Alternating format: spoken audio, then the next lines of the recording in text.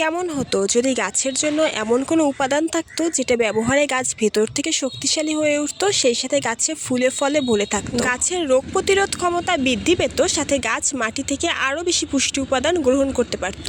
অবিশ্বাস্য মনে হলেও এমন ম্যাজিক্যাল উপাদান কিন্তু সত্যিই আছে।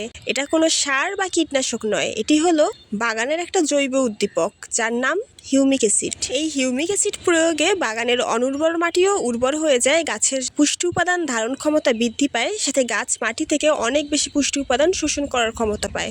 গাছের ফিডার রুটের সংখ্যা বৃদ্ধি পায়, যার ফলে গাছ মাটিতে থাকা সকল পুষ্টি উপাদানকে গ্রহণ করতে পারে। শুধু তাই নয়, এই হিউমিক অ্যাসিড কিন্তু প্রয়োগ করা রাসায়নিক সারের কার্যকারিতা 2-3 গুণ বাড়িয়ে দিতে পারে। যারা বিভিন্ন ধরনের সার ও কীটনাশক প্রয়োগ করেও গাছে কাঙ্ক্ষিত ফলন পাচ্ছেন না, তারা সারের সাথে অবশ্যই একবার হলেও হিউমিক অ্যাসিড প্রয়োগ করে দেখতে পারেন।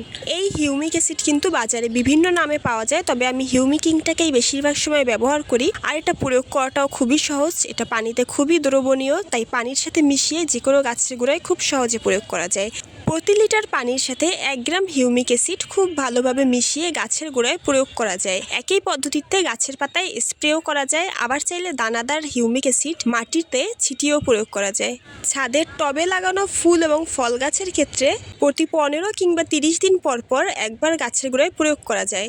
সবজি গাছের জন্য সর্বোত্তম ব্যবহার হলো গাছ ছোট থাকতে একবার, এরপর ফুল আসার আগে একবার এবং সবজি ছোট থাকতে একবার প্রয়োগ করা। বিভিন্ন মৃতপ্রায় গাছের শিকড়ের বিস্তৃতি ঘটানোর জন্য এই হিউমিক অ্যাসিডটা প্রয়োগ করলে খুবই ভালো রেজাল্ট পাওয়া যায়। এক্ষেত্রে 3 দিন পর পর যে কোনো গাছের গোড়ায় প্রয়োগ করলে খুবই ভালো রেজাল্ট পাওয়া যায়। গোলাপের রুট বৃদ্ধির জন্য কিন্তু হিউমিক অ্যাসিডের কোনো বিকল্প নেই। এই যে এই গোলাপ গাছগুলো অনলাইন থেকে আনা হয়েছে, এগুলোর রুট বৃদ্ধির জন্য আমি 3 দিন অন্তর অন্তর করে হিউমিক অ্যাসিড প্রয়োগ করছি। আবার বিভিন্ন ফল ধরা গাছের জন্য সর্বোত্তম ব্যবহার হলো গাছে ফুল আসার প্রায় 1 মাস আগে একবার প্রয়োগ করতে হবে এবং ফলের গুটি ছোট অবস্থায় থাকতে আরও একবার প্রয়োগ করতে হবে।